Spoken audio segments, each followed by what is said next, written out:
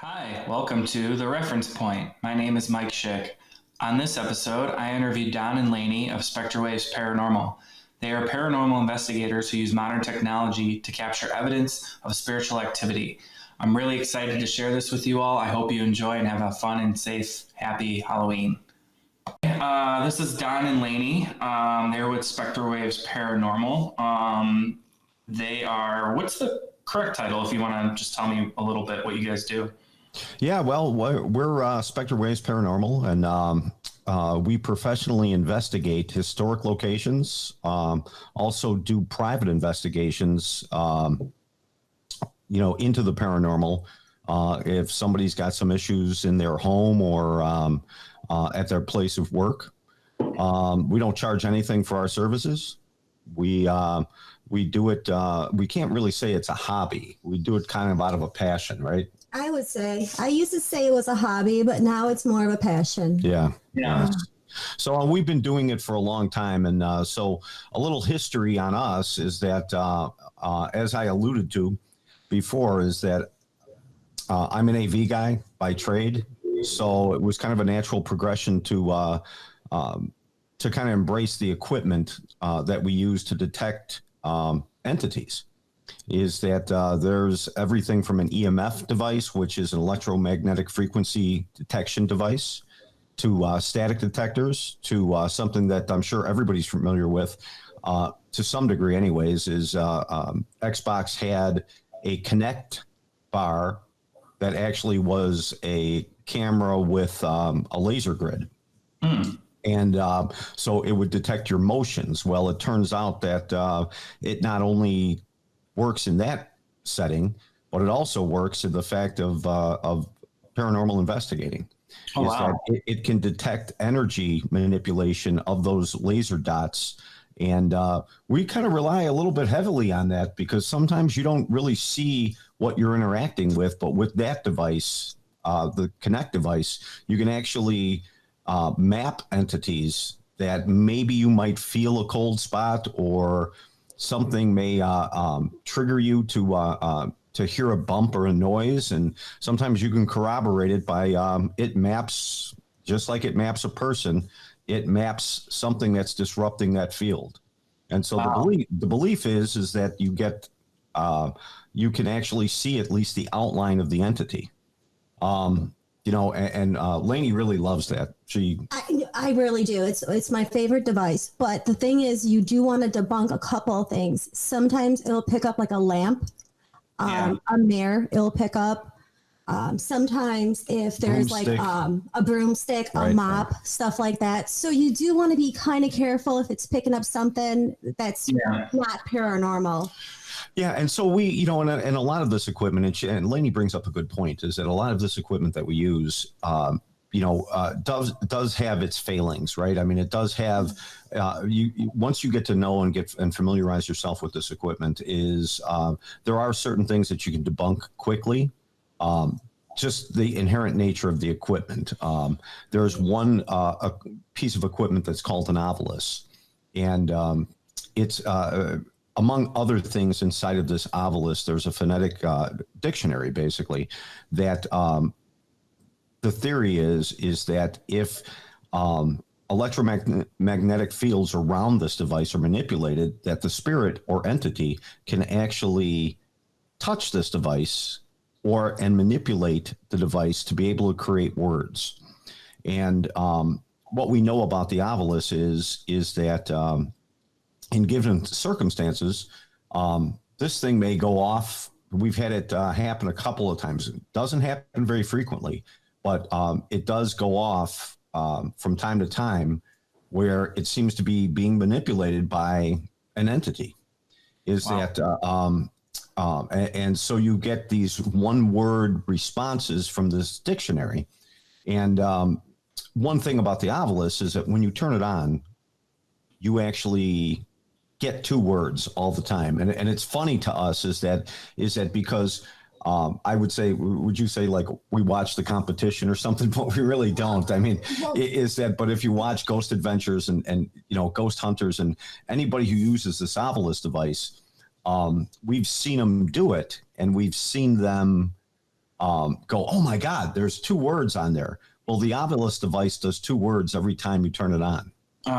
It does a sampling, right? Yeah. So it's kind of like we've seen those shows and we're like, that was not paranormal. That was actually that was me, your phone. So. That was her phone. Okay.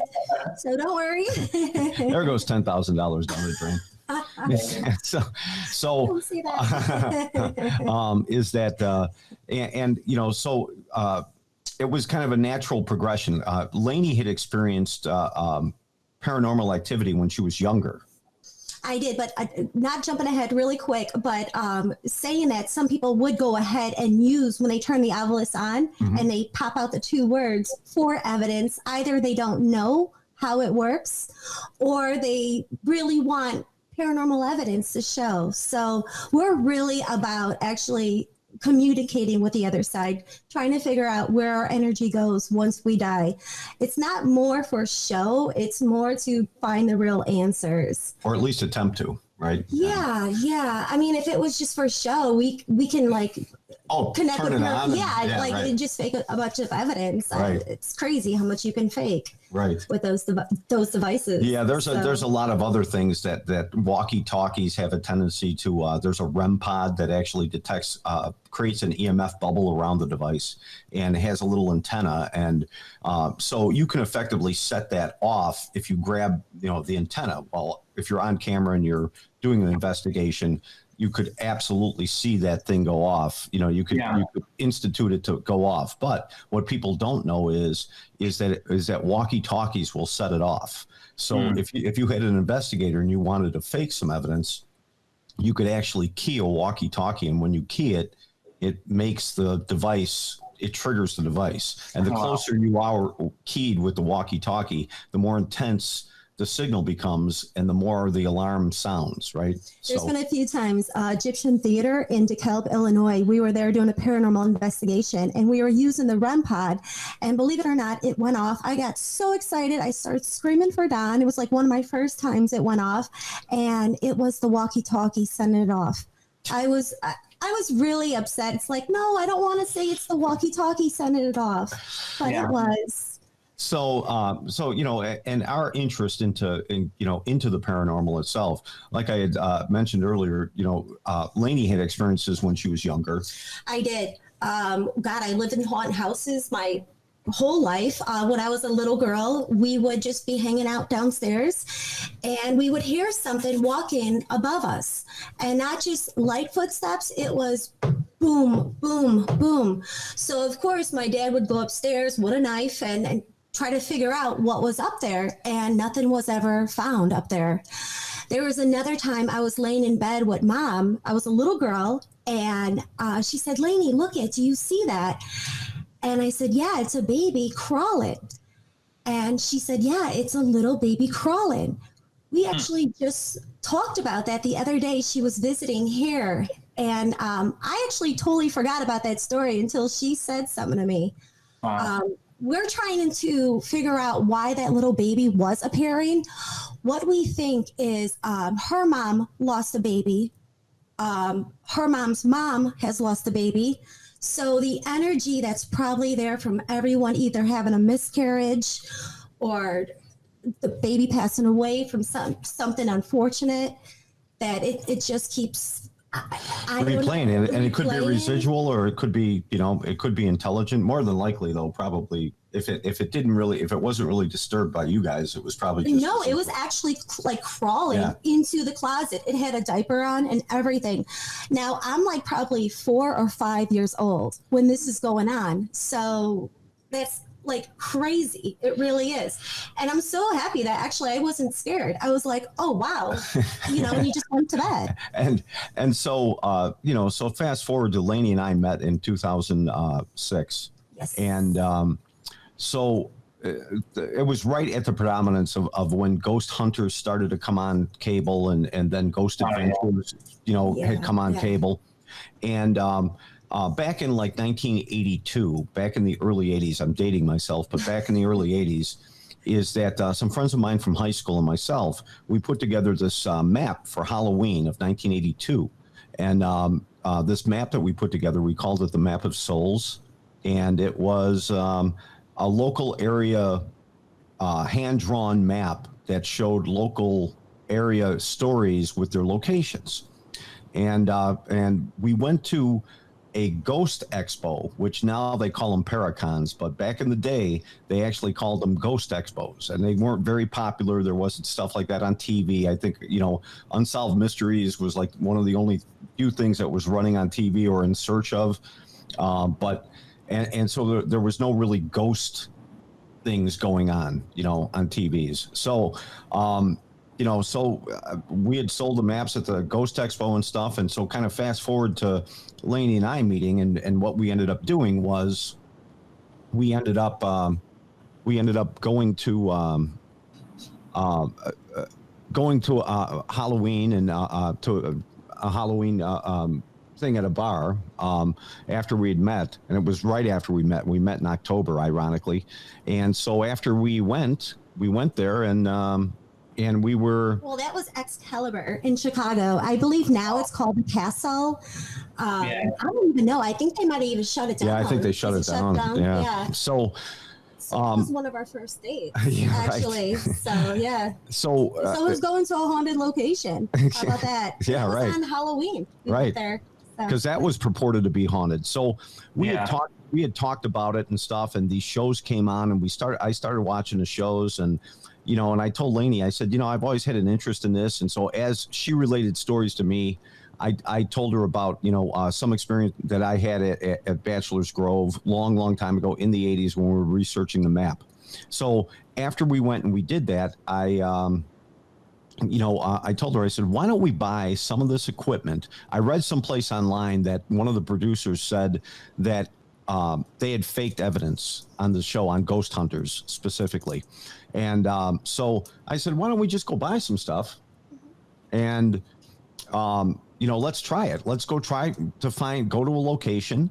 And so right at the time, things were starting to ramp up in different areas where people were now sponsoring ghost hunts. So we went to Capone's warehouse, what is purported to be Capone's warehouse. It's on Ashland, and we had some of this equipment, and we went there and we did our first spirit box. And what a spirit box is it's a radio that actually has the sweep capability to go through the entire radio FM radio spectrum, but it goes through it very fast. So the idea behind it is that if an entity is in the vicinity, they can use that frequency to actually speak to you. And so if you hear a word that's formed through that sweep, that word is actually being formed over multiple channels. So you don't really get, it doesn't stop on each radio station. It just continues to sweep. So if you were to have like two consonants, in a word, that would be a sweep of basically almost the entire FM spectrum to create that word. And so the theory is behind it is that disembodied spirits can actually communicate through that device, or you can at least detect what they're saying. And sometimes you can have conversations with them. So at Capone's warehouse, we were up in the attic area, and we asked a question. And we asked, what is your name? And this guy came back and said, Thomas. Now, it turns out afterwards that Thomas was a policeman who died outside of this warehouse in the 1920s, and people have purported hearing or seeing him ever since. And they believe that he still protects the property. So, kind of after that, we were hooked. I mean, we were like, wow, this is really cool. It really did work. It was, it wasn't just BS that the show was showing, that these shows were showing. We actually physically had it work. And so we were really excited and stuff. And then tragedy struck, unfortunately. And Laney got sick, and she got diagnosed with leukemia. Wow. A deadly form of leukemia. It was AML, APL, M3.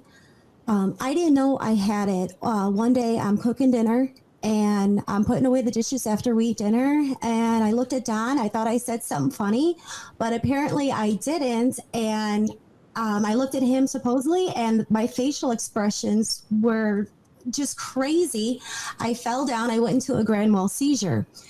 As I fell down, I hit my head. So blood was spewing out. Blood was coming out of the nose, out of the ears, eyes, everywhere. And it was like the worst seizure you can have. So I get out of the seizure, and he called the paramedics and some help. And I'm like, well, why are you guys here? Nothing happened. I'm okay. They're like, ma'am, we got to take you to the hospital. Let's go. I'm like, no, I'm fine. I don't know what you're talking about. I couldn't even recall I went through a seizure at all, a grand mal seizure. Finally, they convinced me to go in. They took me to Payless Hospital, and, they first asked, oh, okay, we know he beats you. We know he hurts you. That's why you got all these, you are all messed up looking. And a couple of days prior to that, I was having these really big bruises that were appearing for no reason. So I'm sure those people seeing me all bruised up and my head banged up, they were trying to tell me that, he's abusing me or something. So I'm like, no. So finally the doctor came in, and she said, listen, you're about a day away from all your organs shutting down. You are pouring blood out it's just insane. We're going to do a bone marrow biopsy. So they did a bone marrow biopsy, and it was 99% leukemic cells in my body. Wow. So immediately they rushed me over to Loyola University Hospital in Maywood. And I was in the ICU department, God, for what, 4 or 5 months? Yeah, 4 months. Yeah. 4 months. And so when I got there, they finally told me, listen, you got to start planning your last rites. You got to, get it together that you're probably going to pass away. Your organs are going to be shutting down, your heart, your liver. It was hard to accept it because I'm like, no, I'm not sick. I'm fine. You didn't, leukemia is one of those things where you don't really feel sick. Right. No, you really felt normal. So I had such a good mindset. Now, as fast as I was losing blood, they were putting blood in me. So the blood would not stay inside me. And so I started getting weaker and weaker. But mentally, my mindset was like, hey, I'm going to beat this. I got so much more I want to do. I want to go to school. I want to continue my paranormal investigating. So finally, they used arsenic. And what was the other one? Atra. Which is a high lethal dose of vitamin A. And that's how they cured it. And this was a clinical trial. Before this, if she had this probably 5 years prior, she would have been dead. Wow. The prognosis for her type of leukemia, which is super rare, was basically 99% death rate. There was nothing that cured it. You just basically died of it. And now, ironically, after these clinical trials, and now they use it as the mainstay treatment for her type of leukemia, she ended up, everybody who has this type of leukemia now has a 99% remission rate. Wow. Is that all because, so they basically consider it a cure. So now she's been in remission for 6 years, but here's the ironic thing. You may be asking yourself, like, why the hell is he telling me this story? And why is is that all going somewhere? So the big thing that came out of this, right, is that because we'd investigated a couple of other places as well prior to her sickness. And what came out of this was that Laney, we would go on location someplace and do our investigation. And I'd be like, hey, do you want to go to the second floor? And she'd be like, okay. I'd be like, you want to go, downstairs in the basement? Previously, before that, when I was first born, I actually came out and I was pretty much not breathing, and I was pretty much dead at the beginning. So they tried reviving me. It took a while to revive me back. And they did. So I really had a passion for the paranormal. Now with Don and me investigating, it's a couple, it's a little bit kind of hard. So you'll have disagreements. He wants to go somewhere. I want to go somewhere. And I'm kind of the person, I'll just give up and be like, okay, whatever.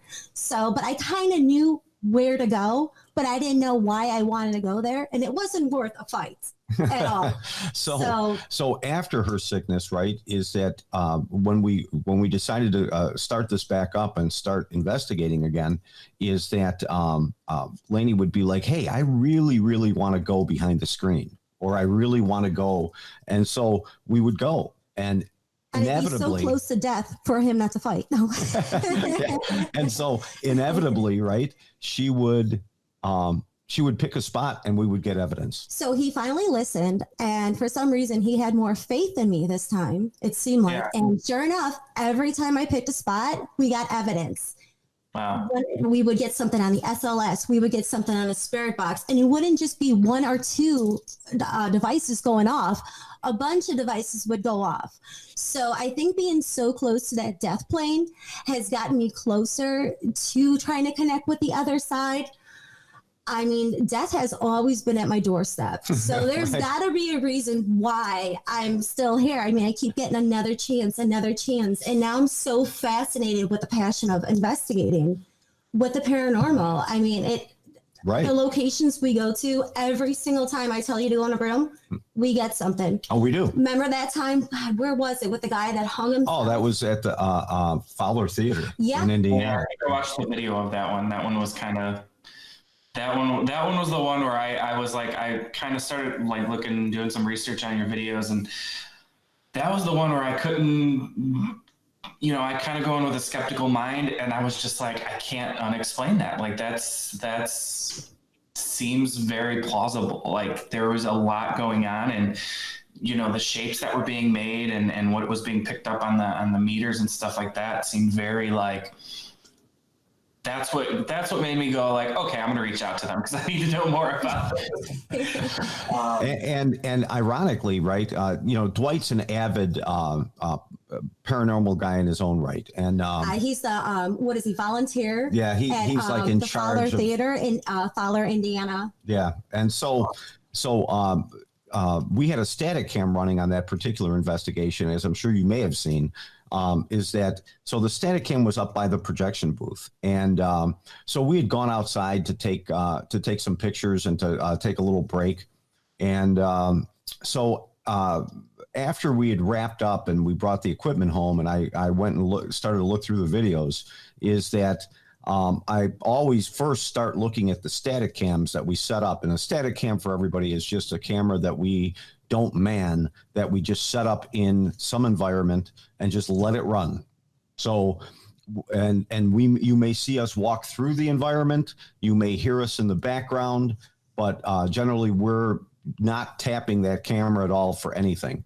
And it's a motion sensor, basically.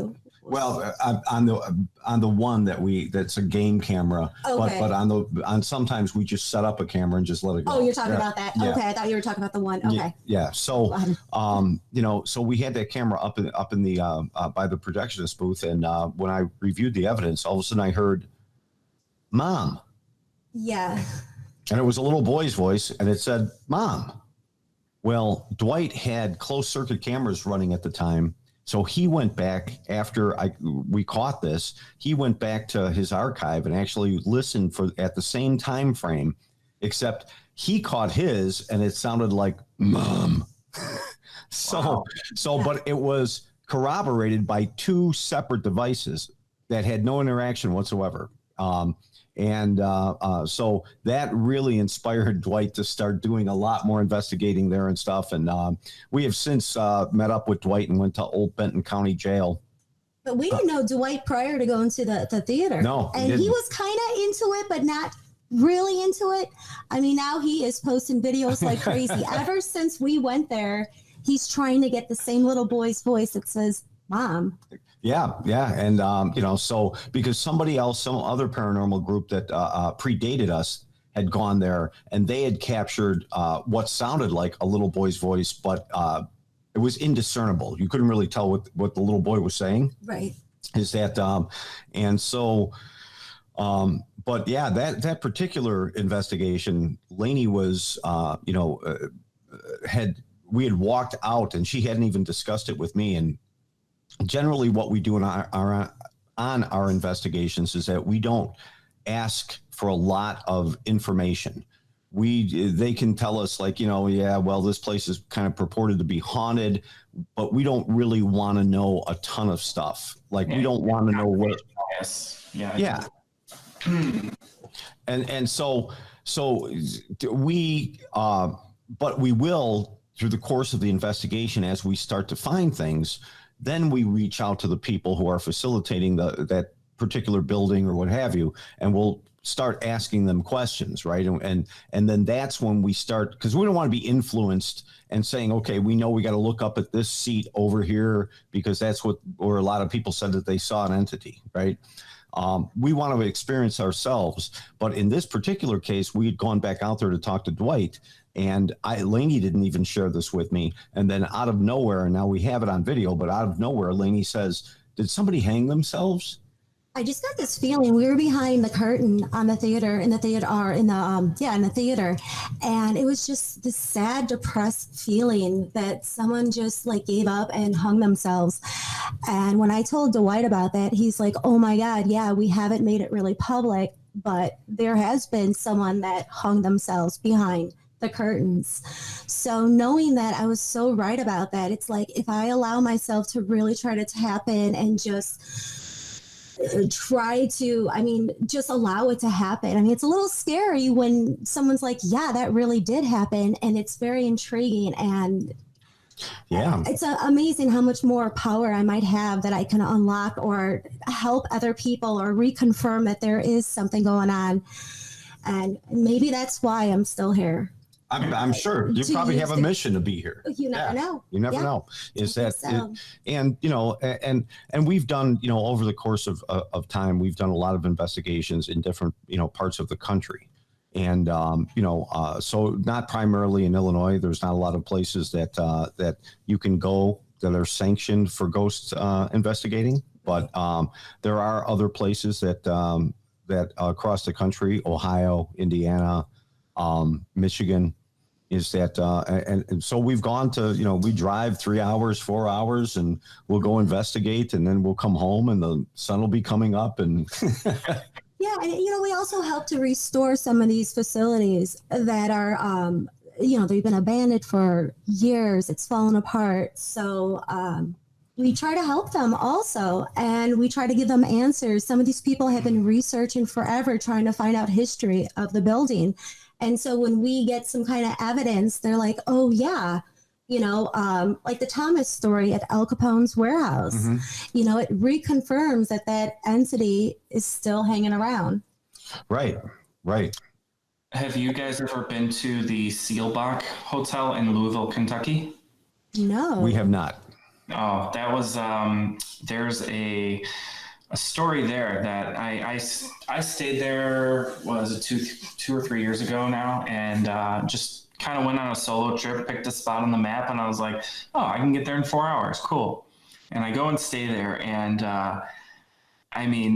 kind of like what you were saying about the energy and the vibes and stuff like that, but it was like I felt it first and then obviously confirmed later, but like their story there, and you can find tons of information on this if you guys ever want to take a day trip and go down there, and they'll probably let you, do something. But they had a woman that had fallen down an elevator shaft years and years and years ago. And the story was that like she was waiting for her husband, and her husband died on the way there, and she just gave up all hope and went down an elevator shaft. So like back in the 70s or 80s was when people started seeing a woman in a blue dress walk through an elevator door, but the elevator door would be closed. And then on the same, within the same time frame, there'd be somebody on a different floor that would see her walk off the elevator.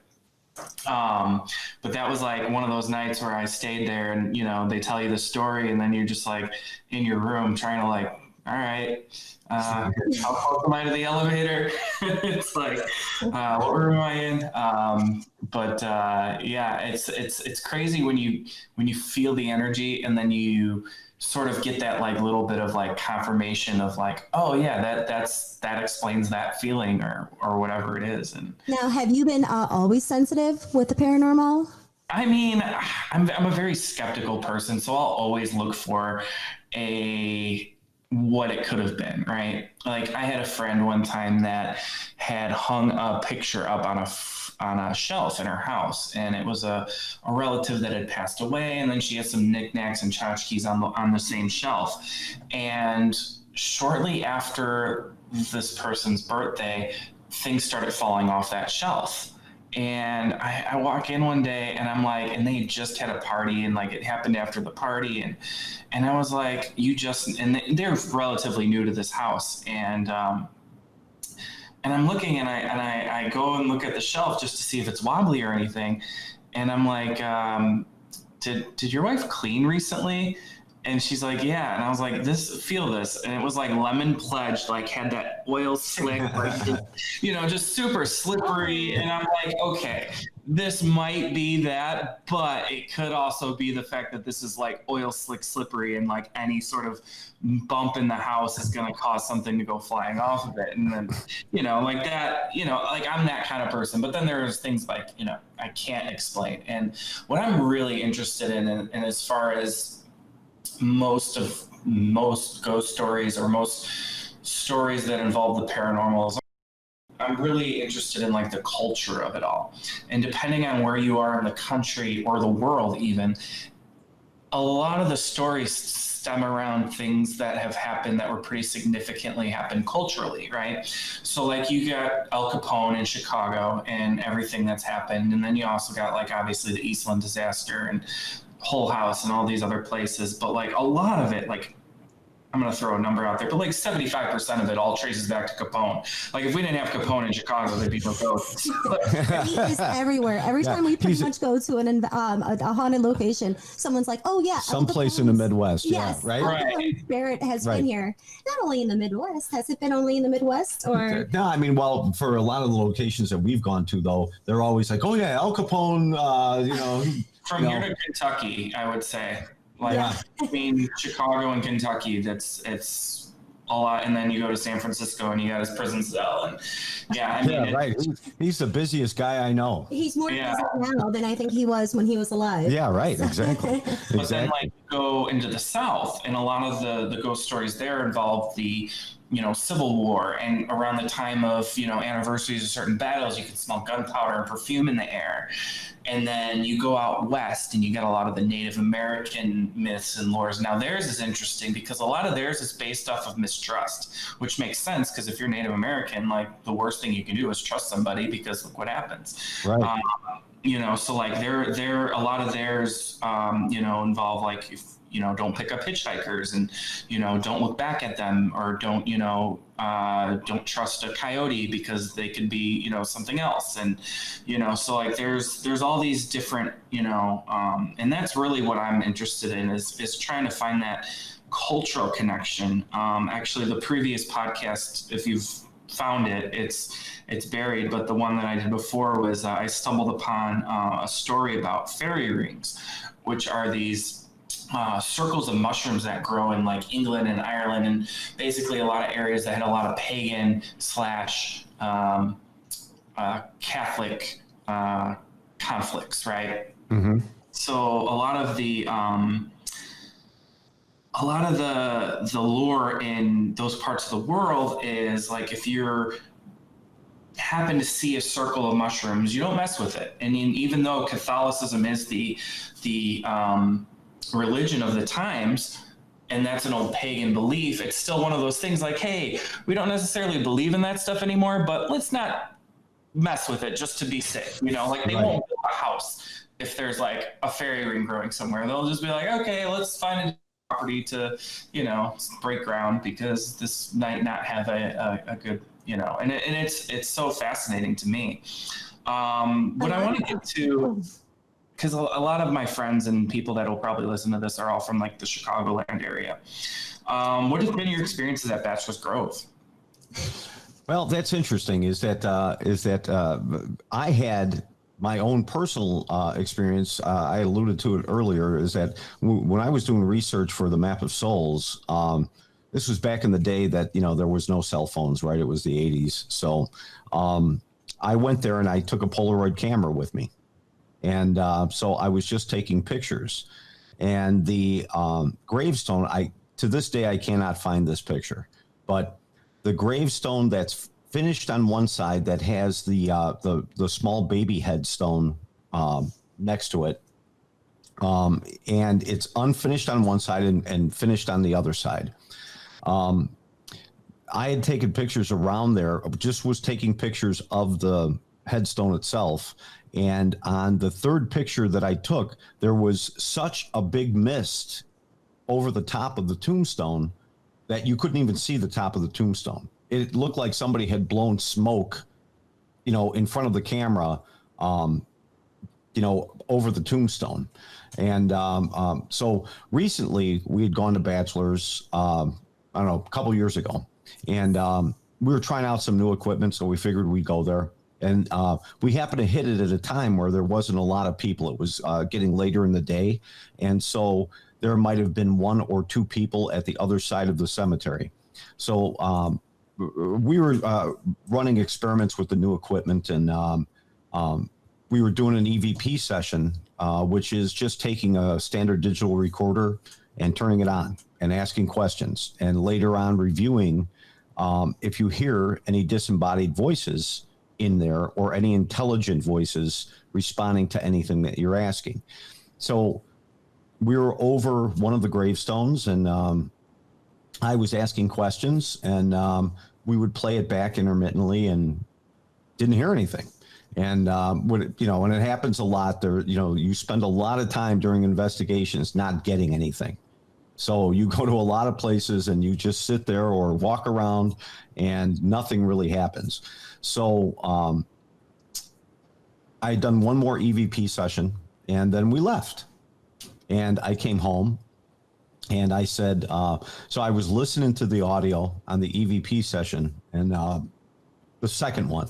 And I had said, now we've never posted this, so you have an exclusive on this, is that I had said, does anybody want to talk to us? Does anybody want to come out and play? And what do I get in the background? No. Wow. It was awesome. And now, mind you, it was like 5:30 in the afternoon. The sun was still out. It wasn't dark and foreboding or anything. Right. But that was probably one of the clearest EVPs that I've ever gotten. And it just happened to be at Bachelor's.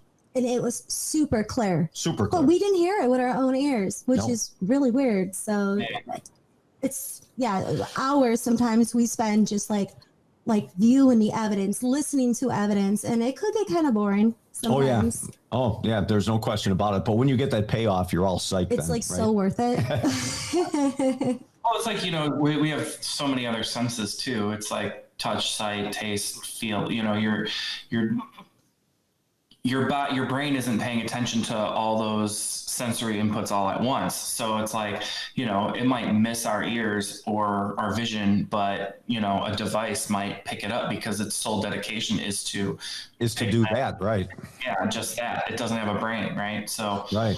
I think one of the things that was I wrote down to ask, because I found it interesting that you guys seem very almost playful with when you're trying to encourage something to interact with you guys, and it almost seems like you're inviting it, and which obviously you want to, but does it ever just creep you out, or do you always feel excited? Have you ever felt ooh, maybe this is a stone we shouldn't turn? I tell you what, is that I can say that with all honesty is that it's an exciting time. Sometimes it's a boring time, but we're always excited. We're always on the precipice of wanting to acquire evidence and get more information for our own goal, which is exactly what Laney had said. I think it's really what you make it, your mindset. basically. If you want it to be like really boring, it's going to be boring. But if you just like have your mindset like, okay, there's something here, I know I can find something, whether it be a different dimensional shift or, you know, are we in a parallel universe? I mean, if it's not haunted, there's got to be something else also, and that's touching on something that's causing it, completely different. I know that. But most of the time, I try to have fun with it. I really do. And we don't really touch demonic stuff at all. We try to stay away from that. If we feel something is really negative, we try not to encourage it. I'm a big advocate of crystals and sage and trying to protect myself with crosses. I find that very important, because I know that I'm probably very sensitive, and I'm sure somehow they can manipulate me even more because I'm so sensitive. So every full moon that comes, I'm outside charging crystals. I'm always trying to research more ways to protect myself, because this is so real. I mean, I know like there's a lot of skeptics out there, but it's crazy real. I believe that. I really do think that something can mess with your head or cause you to turn very negative. And there's so much negativity out there right now. And I think that when we do our investigations, you know, pursuant to kind of what Mike said, right? Yeah. Is that when we do our investigations, I think that just out of attrition, we keep it upbeat and not so foreboding and intense, is because I think that kind of differentiates us a little bit, and we don't do it intentionally. It just happens to be our personalities. But and I think it's more inviting. I mean, if you were a spirit, right, would you really want to be? I mean, think about this, right? Would you really want to be go interact with people who are like, are you Satan? You are Satan. Or would you want to be like, you know, go with the friendly people, right? Right.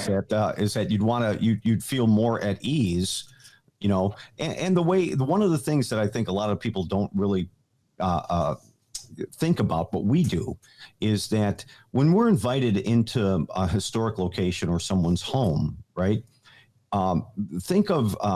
We try to think of the entity in the respect of how we would feel if we believed that we still own that home and somebody came in, right?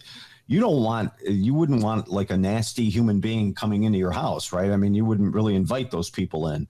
You would want somebody who you could relate to, you know? And so we try to always think, and we don't really put it on our evidence reels and stuff, but as you know, a common course of action, we always try to thank them for inviting us. We try to compliment the home just like you would for a living person. And we found that usually gives us more interaction than, and I don't think we've ever tried it the other way, of really been yelling and stuff. But, and that even goes for prisons. You know, now Laney got her hair pulled one time in Crown Point. At the same time, the millimeter was going off. We had some really good numbers shooting up on our devices. It was awesome. What it felt like was static electricity. And I'm sure you heard that if you watched some of the other videos, but it's a really cool feeling. And it's exciting because you actually saw the hair rise up on my head. Wow. Just like you would do if you took a balloon and did the static electricity kind of thing on hair. It was the same kind of thing. And, and have we been totally spooked? Again, we try to stay away from like really dark entities, or dark demonic things. We don't engage them. So we really don't want to take anything home with us. I try to go in being not scared, because I'm sure they're scared too of us. I'm sure they don't know us. We don't know them. So don't be scared of them. Just try to be so inviting. And of course, set your boundaries, of course. And we always try to realize that they were human beings at one point. Or whatever it is, whether it be a human being or a parallel universe or a dimensional shift or residual energy that just keeps replaying itself. Right. Right.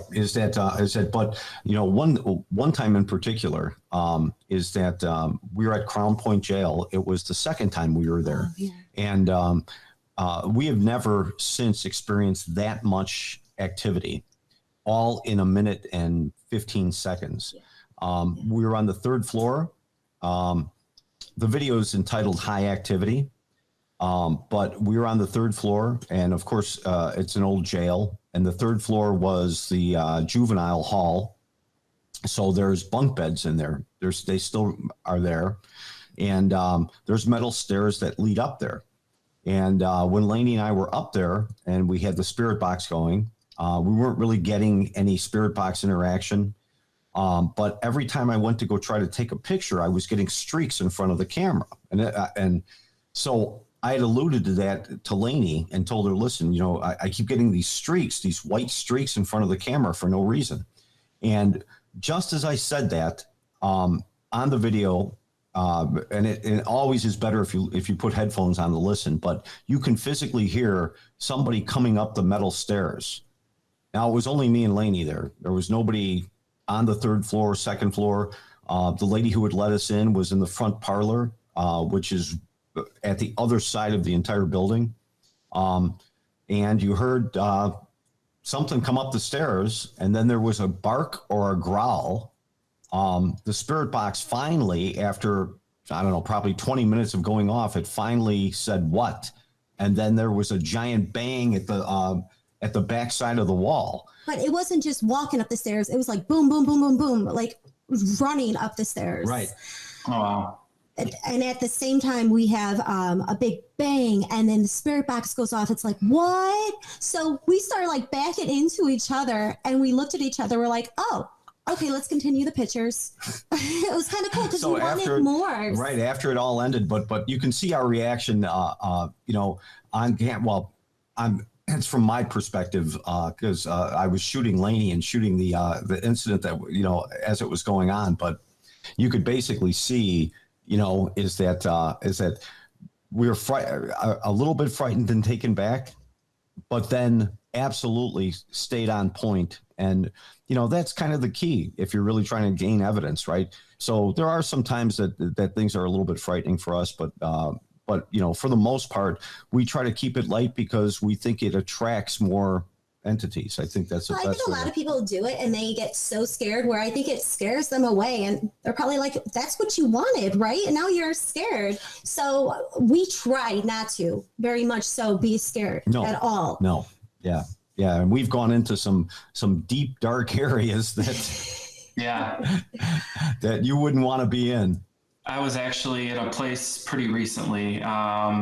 I'm not allowed to say what it is because I told my friend about this podcast, and he's like, "Don't mention it because I don't want people to check it out." But the place had been occupied. It was built in the Civil War. It housed Civil War soldiers returning from the war, and that's all I'm going to say about it. But it was one of those places where we went deep in the belly of it, and it was just it just had this thing there were a lot of things happening here at some point, like you could just tell, it almost felt like, it hadn't been occupied since the 60s or 70s. And it felt like they just left, it was in bad shape, it's not in the greatest shape of places, but, it just had that residual sense of, occupancy, right.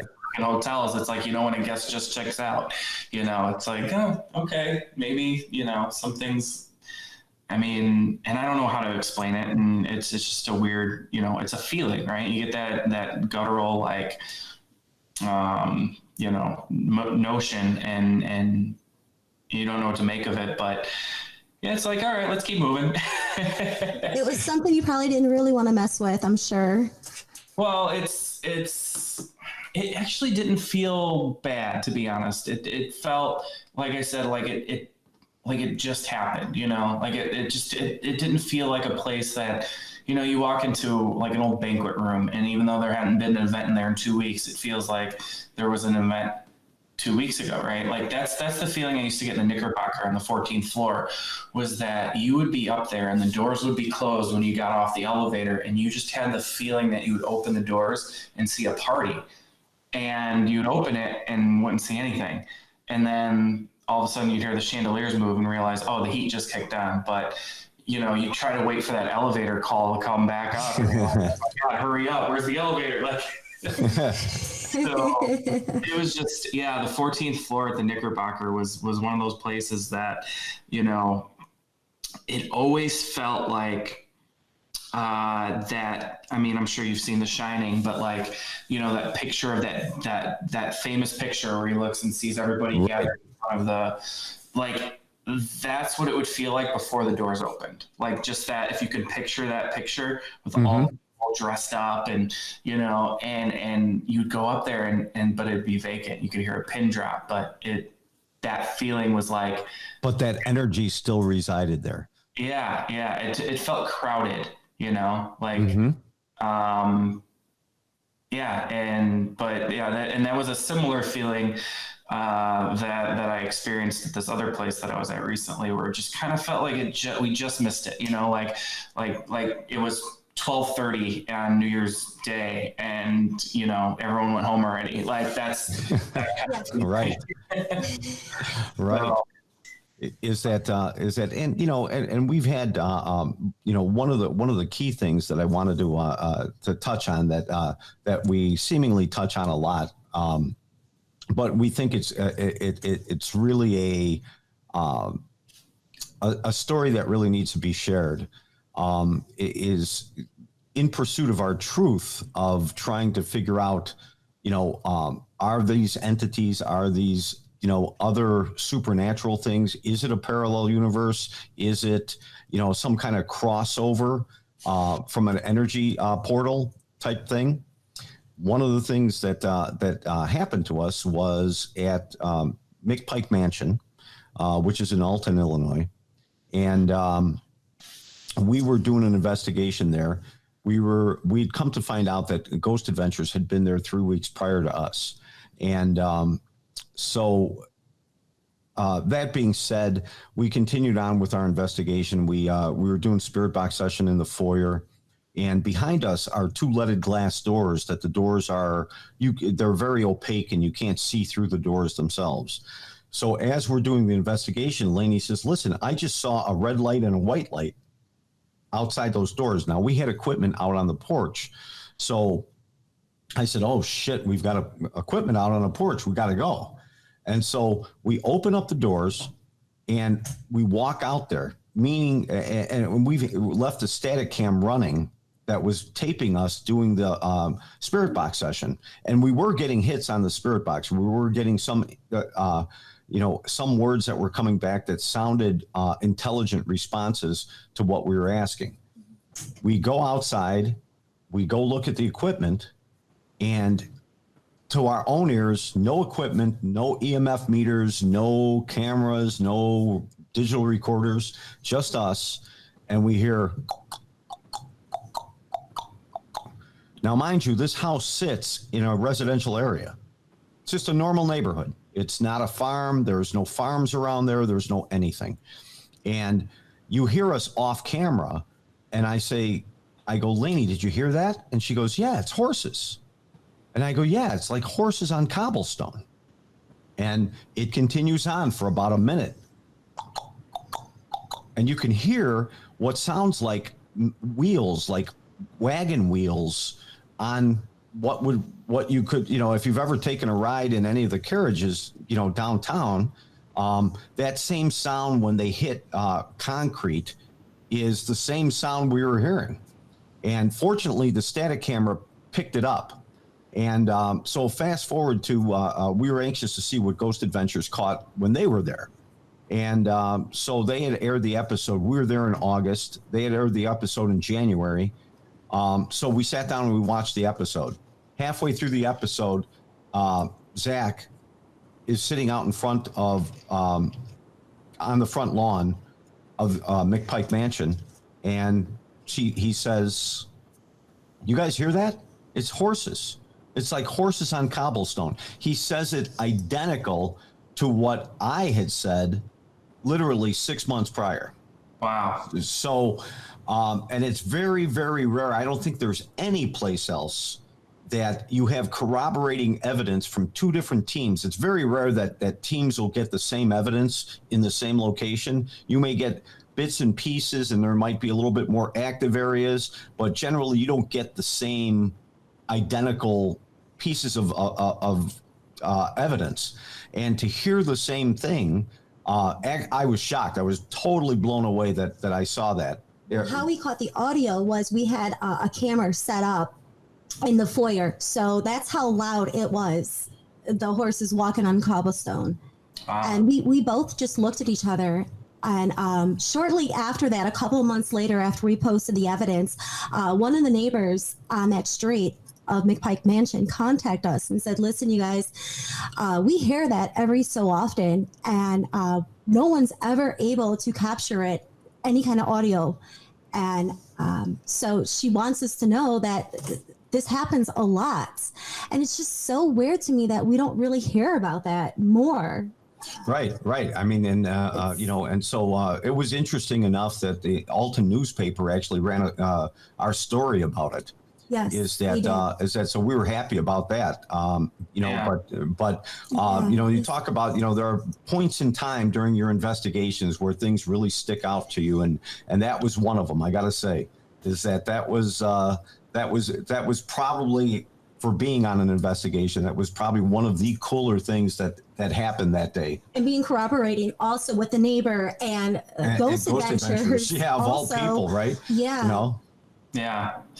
When I worked at the Doubletree, I worked maintenance on Sundays and Mondays, and the maintenance office was in the basement. And I wouldn't say every night, but every once in a while, like around 11, 12 o'clock at night, usually when I was getting ready to leave, I would hear like somebody was walking down the hallway, but upstairs in heels. Like you would hear like a woman walking on heels. And I would always try to like run up, and because it took a while to get from like the office to like run up and see who was walking in the heels. Because I'm like, who's here? Like, I know everybody that's working right now. Like, I know that we're not busy. Like, there's no guests arriving, and if they are, why do I always hear it right when I'm about to like get off my shift? So at one point I had the security guys, like, we had two security guys that would work on the weekends and stuff. So that became their hobby, was to figure out. The one guy would sit in the room where all the cameras were, and one guy would sit in the downstairs and listen for the heels. Because I mean, it wasn't just me who heard the heels. And I'm wondering, like, is it a leaky pipe? Is it, but you would hear it travel, in sequence, like going further away from you, So it wasn't like a stagnant sound. And it wasn't like, it could have been something dripping or I don't know. It was just always this, and it would go down the hallway.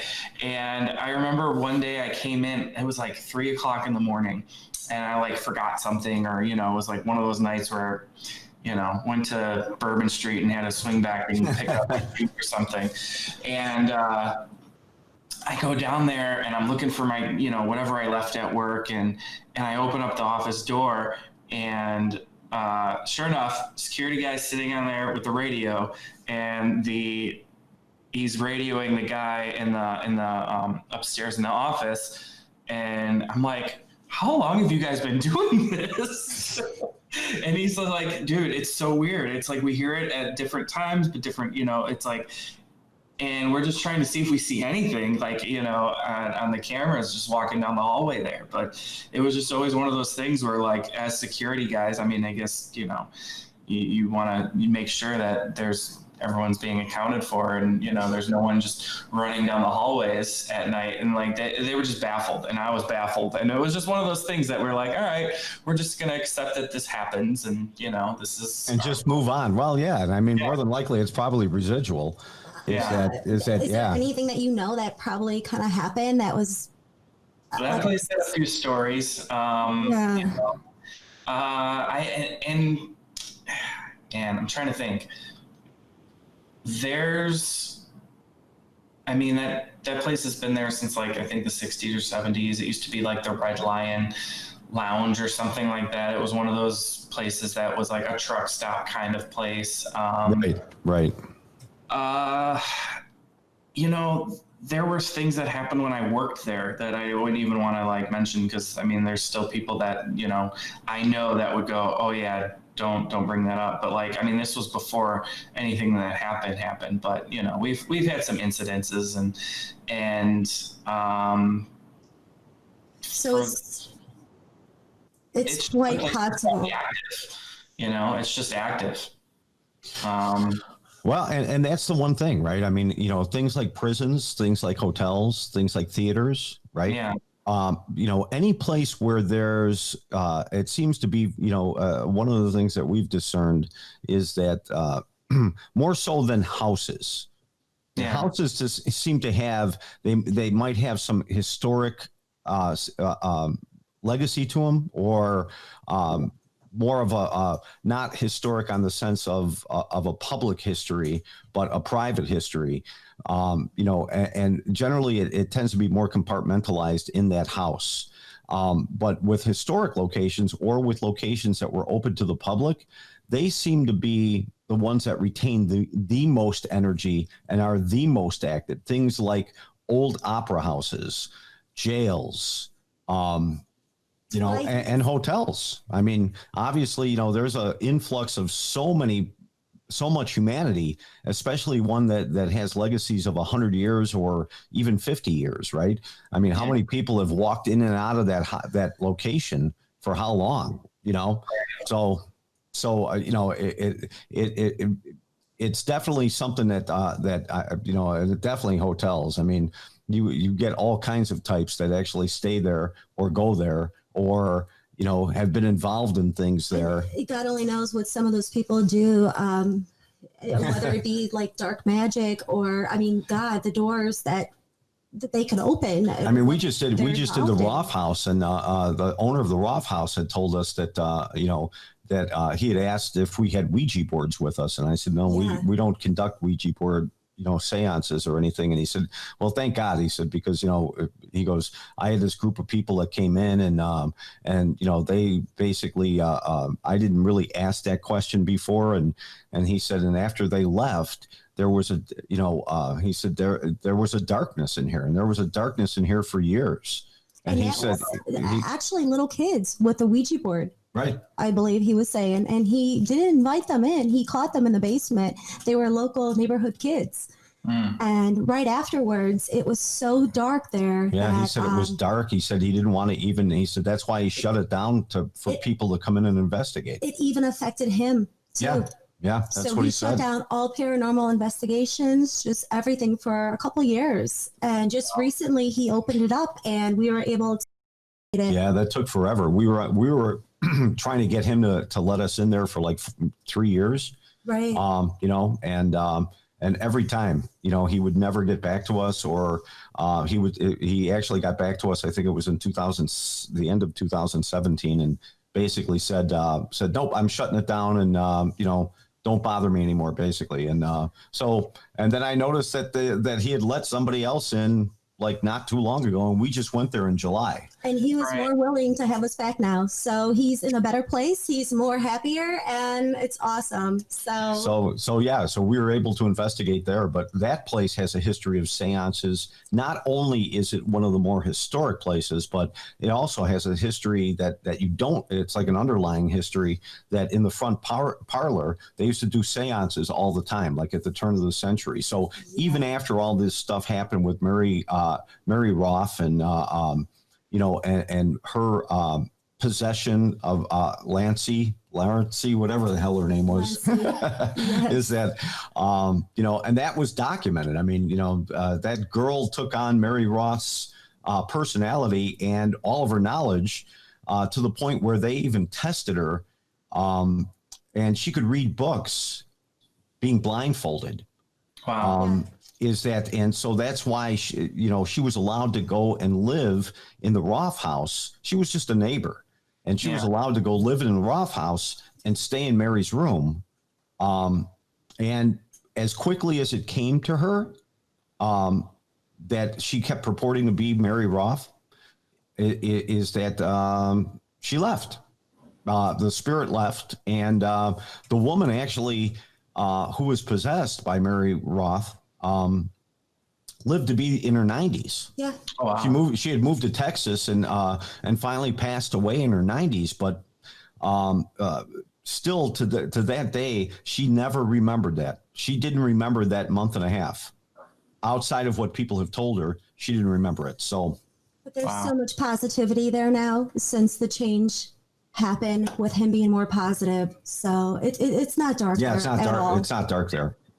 You'd almost think that, like, you know, the way, I mean, the skeptical part of me is like, how does like Milton Bradley mass produce a game that, you know, can conjure or open holes or, you know, whatever it does, and it's just like this fun little thing that they sell to kids, and then it's like, you know, then you have, I don't know. It's like, but then you also wonder, it's like if there's places that have that history, like a hotel where all these people are passing through and things are happening, and it's just constant pushing on that barrier of reality in this world. So it's like you sort of got to wonder, like, these soft spots occur, and then you bring in something like an Ouija board, and it's like, oh yeah, it doesn't, you know, I remember my cousins, it's always one cousin that's moving it, you know what I mean? It's just like, oh yeah, that's who did it, and that, you know. But you know, you really got something. Is that if you've ever had anybody do the old conventional Ouija, right? Instead of the planchette, that you actually use a glass, and everybody puts their finger on. You turn a glass over, and everybody puts their finger on the glass, right? A glass is a lot harder when like 6 people have their index finger on the glass. It's a lot harder to move that glass. Yeah. You know, no matter who exerts energy on it, it's easy to move that planchette. Yeah. You know, because it's designed, it usually has that silver kind of ball bearing thing on the bottom. And, you know, it's kind of easy to move it back and forth. But if you've ever seen anybody do it with a glass, it's like almost virtually impossible to move it when you have different people's energies on that glass. Yeah. Is that, but again, you know, and I can see from the skeptical standpoint of you know, of what it was, but you know, those spirit boards, you know, were really designed probably in the 1850s, and then Milton Bradley just took it over and, you know, kind of made their version of it, right? But you know, that was a big communicative tool in the late 1800s when spiritualism was really predominant in our society. I mean, you know, a lot of people fake photographs at the time, you know, where they had the loved one behind them in the photograph and stuff, and that kind of stuff was fake. But yeah, you know, I mean, you know, this has been, you know, this is one of the very few things that in civilized history, right, that people never have an answer for. Right. So everyone playing the game wants something to happen. So everyone's mindset is like, okay, you know, I'm going to allow something to happen. Right. Yeah. Right. Yeah. It's basically like, I think the thing, you know, I've got a lot of friends that are, you know, all over the spectrum, with some that are very spiritual and a lot like you, Laney, with crystals. And then I got friends that are just totally like, you know, nothing gets through their wall of you know, of doubt and skepticism, and, you know, just being super scientific, and, you know, this is it, and there's nothing beyond that. And it's just, I like to, with everything, like whether it's politics or food or you know, ways to do certain things, or even that spirituality, like I like to plant myself in the middle and just go like, okay, like I can see both sides. And that's actually why the name of my podcast is called Reference Point, is because, you know, I think everybody has a different understanding if they can put themselves in a different reference point, and that's how you chart data, and that's how you know, understand what you're looking at is from that reference. And no, it's so fascinating to like actually talk to you guys, because like I said, I would drive by your car, like leaving, you know, my apartment every so often, and I just thought maybe you guys were visiting. I didn't realize that you guys had lived there for that long. But this is really cool. what, man, I had a bunch of questions too that I like wrote down, and I was like, you guys answered them without me asking them. So I'm like, Hey. See, we're psychic. No. yeah. So like I asked a few friends, like, I was like, hey, what should I ask him? Someone asked like what movies kind of get it right, like kind of have it close to, if you've ever watched any supernatural movie, like, or show even, like which ones seem to have like the right mindset, or I guess explain it in a more realistic way that, you guys are on the ground. Like besides a ghost tour on a bus in Chicago and seeing where the Eastland disaster happened, like I've never really gone in with any kind of equipment or anything like that. Like, so what movie would you say, or movies kind of, I guess, get it? Well, I'll throw, I get what you're saying, is that, I'll throw it out there, is that one of the movies that actually, now the underlying story is, turns out to be like a feel good kind of story, right? Or a hero kind of a story. But the underpinnings of it, it was a movie with George C. Scott, was made in 1980, was called The Changeling. Oh, okay. And there's a sequence there where this woman who's a sensitive / psychic comes to the old house that he's renting, and he decides to run the reel-to-reel recorder while she's doing a reading. And that whole sequence of events is really close to how it is when you investigate.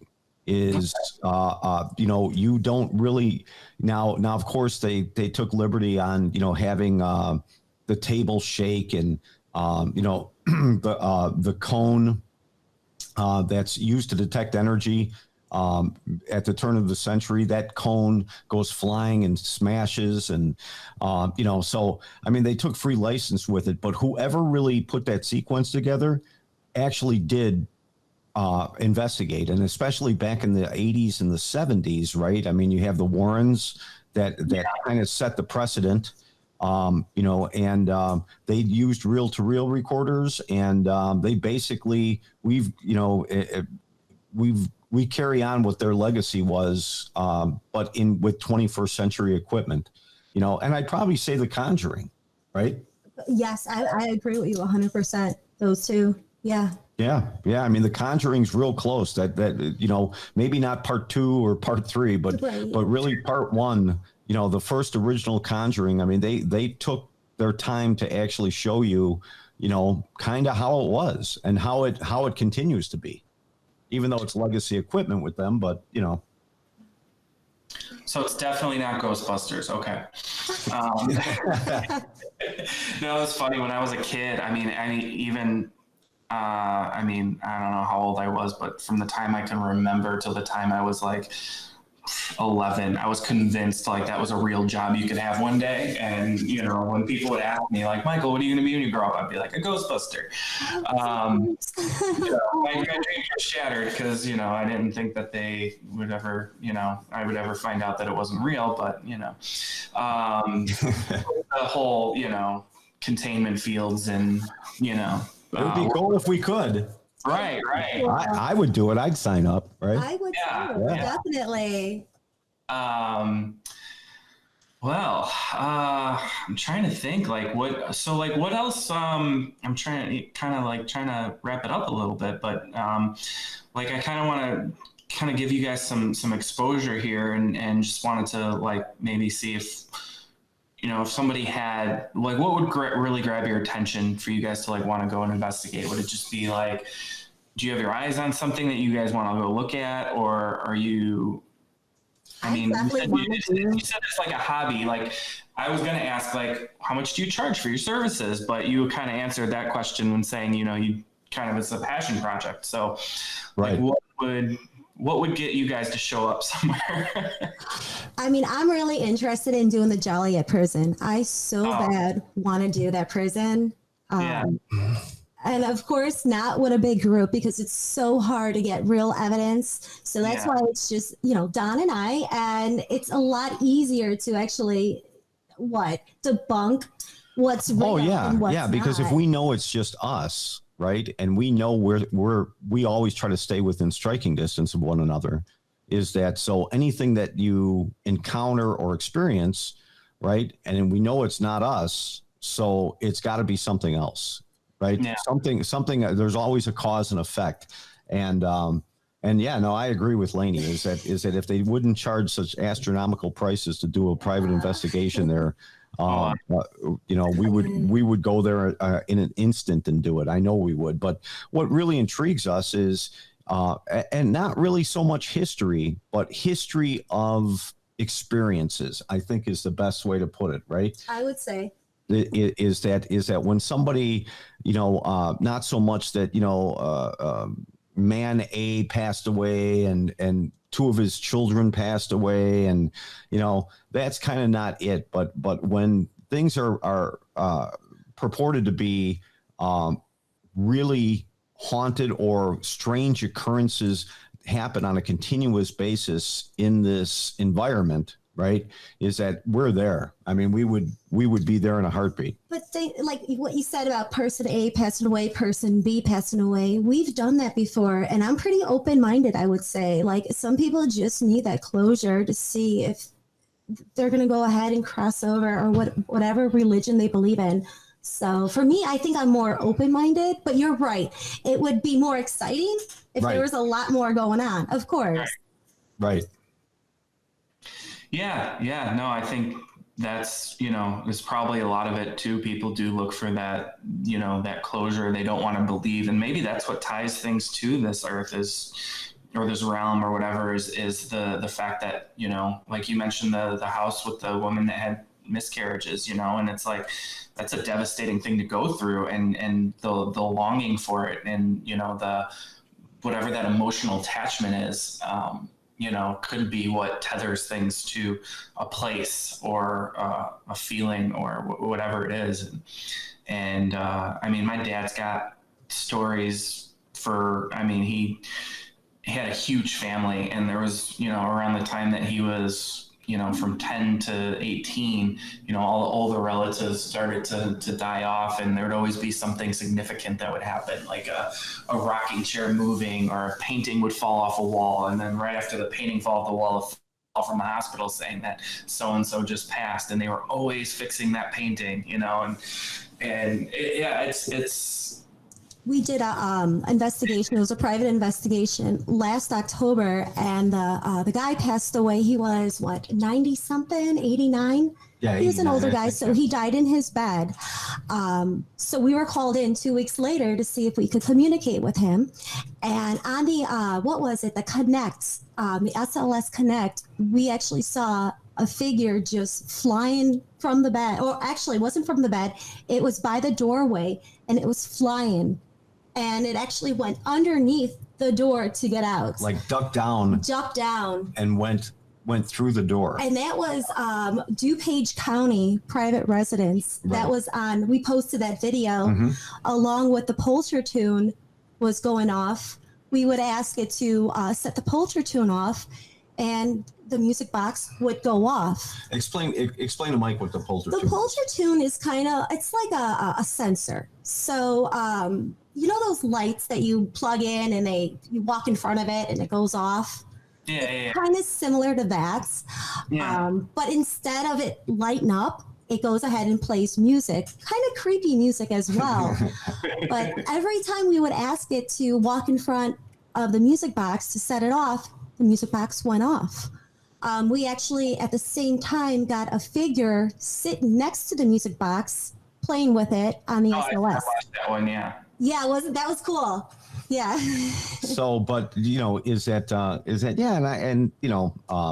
I mean, obviously, we've traveled to different places to where there hasn't been a lot of purported things. And I mean, I don't know if you're familiar with this or not, but Bradford Exchange, they always sell these these continuous subscription type things of sculptures or pocket knives, or, you can sign up and you can get the whole collection of, Zippo lighters. I think they're in Illinois, Niles. For the Illinois. 50 states or whatever. Well, Yeah. they happen to have had this subscription thing for sculptures of the most haunted houses in America. And so they make these houses that are replicas of the houses that are haunted, and it comes with a little newspaper clipping, of some of the things that are reported to have happened in these houses. And so one of the houses that was there was McPike Mansion, and that's what drove us to actually go to McPike Mansion to try to get a hold of Sharon, who's the proprietor of McPike, to actually go there and investigate. So, I really wish that that a lot of these houses that Bradford Exchange did are on the East Coast, or they're in like Arizona, Texas, New Mexico, right? There's not really any of them outside of the Alton, Illinois one that's really around here. So, but we, is that that's kind of a goal of mine too, is that whenever we get an opportunity, if we could, I would love to do one of the houses that they, reported to be like super haunted, right? That'd be cool. And then we could just check it off the list, because I think there's like 25 houses. So right. You can almost do like an advent calendar of, yeah, right. We were there. Yeah. No, that's awesome. Cool. Well, I think, man, I love to keep talking to you guys, but I think I gotta, hit the bed soon. But this was awesome. Like I was really excited that we were able to schedule this in, and we definitely can do this again, I'm sure. A lot more we can talk about too. So, and I'm sure as well as you too. So we'll definitely and we would love to be back, and we're trying to start, even though COVID has kind of like reared its ugly head for us too. And even though we investigate, right? I mean, what better social distancing there is than to go investigate ghosts, right? I mean, you can't. Right. That's what I mean. Like, probably a prison should totally let you come in now. Like, it's like, any money. just come in, right? How much is it, by the way, if you don't mind me asking? $1,500 for 5 hours. For 5 hours. All right. You can probably get a Kickstarter going. Maybe we can. Maybe if the podcast, blossoms into something that's. That's right. I'm hoping that one of these days somebody will just call us up and invite us and be like, "Hey, why don't you just come?" That would be awesome. But yeah. So we, we're trying to book stuff out for 2021, and the reason why I bring that up to you is because of the fact that so when we, if you follow our channel a little bit and you garnish some more evidence, or we garnish some more evidence, we would love to be back to talk about some specific investigations that we did. What is the best way to follow you guys? Because I've been to your website, but is there another platform that you guys use to kind of put things out there, or just on YouTube? That YouTube channel, Spectrewaves. Okay. Is that, and if you jump out on the YouTube channel, we had to do it twice because somebody else had Spectrewaves. And so I figured, YouTube wouldn't let us do it any other way. So we did Spectrewaves because we like to repeat ourselves. So, but it's out there. And if you subscribe to the channel, usually within 3 days of an investigation, I usually have at least a couple of videos up. After we go through, devouring through all the mountains of video and audio things, and we try to compartmentalize what we get and put it out there and put it up. So that's the best way for anybody to follow us, because that's usually the first platform that we put the stuff up on. Cool. Awesome. Well, I'm definitely I'm gonna probably post this tonight, and I'll send you guys the link and everything. So if you guys want to share it, and